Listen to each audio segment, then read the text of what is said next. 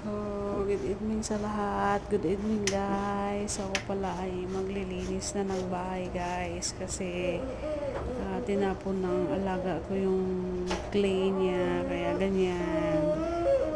Yan, tumuwad-tuwad na tayo sa inaabot natin yung nasa ilalim ng kama niya guys. Kasi mabigat yung kama niya iurong. Yeah, ayan.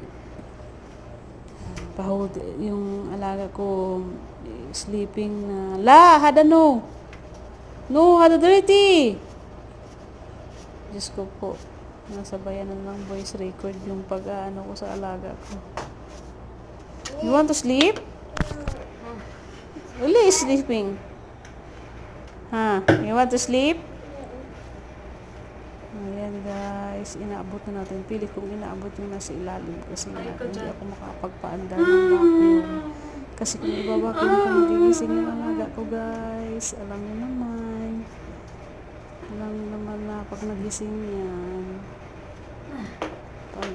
pag nagmulat agad yan ng mata niya, hindi na yan matutulog ulit. Kaya hanggang ano na naman kami, anong oras makakatulog. Kaya ayan.